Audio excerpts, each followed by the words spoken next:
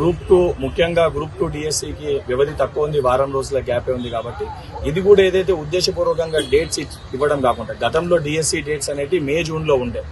So గతంలో మరొకసారి TET నిర్వహించాలని ఆ రోజు యువకులకు రిక్వెస్ట్ మేరకు సుమారు 4 లక్షల మంది మళ్ళీ టెట్ అప్లై చేసుకుంటూ మరొక అవకాశం టెట్ కల్పించాలని విజ్ఞప్తి చేస్తే ఆ రోజు మే జూన్ లో ఉన్న డిఎస్సిని పోస్ట్ పోన్ చేయడం జరిగింది. పోస్ట్ పోన్ చేయడంతో టీజీపీఎస్సీ అప్పటికే డేట్స్ ఇచ్చింది కాబట్టి ఈ డేట్స్ అవన్నీ దగ్గర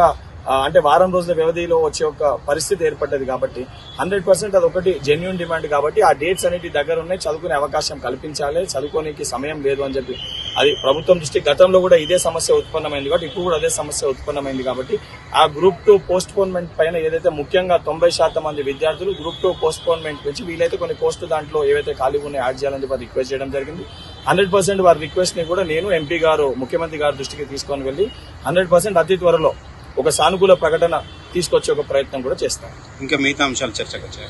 మిగతా అంశాలు ఏవైతే ఉన్నాయో గ్రూప్ 1 1:100 కానివ్వండి, లేకపోతే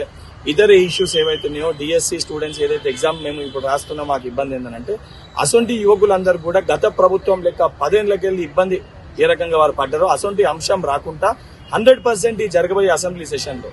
ఏదైతే ఈ రోజు ప్రతిపక్ష పార్టీ నాయకులు సరే 10 ఏళ్ళు వాళ్ళకి నిరుద్యోగుల పట్ల వాళ్ళకి చిత్తశుద్ధి లేకుండా అది యావత్ తెలంగాణ సమాజం యువకులు కూడా చూసారు. కానీ వాళ్ళని కూడా ఈ రోజు వాళ్ళు అంటారు కదా మాకు ప్రతి సమస్య పైన అవగాహన ఉందని చెప్పి మాట్లాడే ఆ వాళ్ళతోటి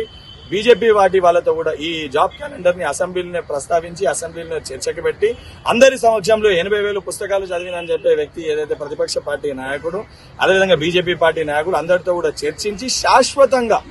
యువకులకు ఏదైతే కాంగ్రెస్ పార్టీ చిత్తశుద్ధి చాటుకునే విధంగా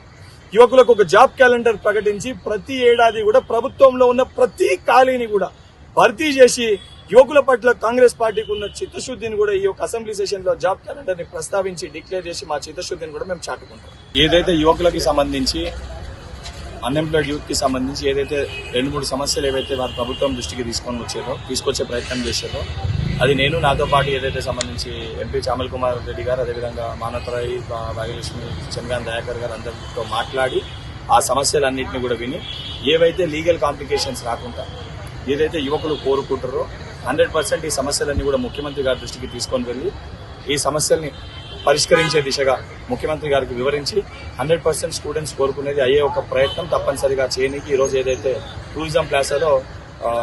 స్టూడెంట్స్ రిప్రజెంటేటివ్స్ ఎవరైతే ఉన్నారో ఎవరైతే మాట్లాడే ఈ ఇష్యూస్ పైన మాట్లాడుతున్నారో వాళ్ళందరినీ కూడా పిలిచి మాట్లాడడం జరిగింది. 100% ప్రభుత్వం ఇంటికెళ్లి వారు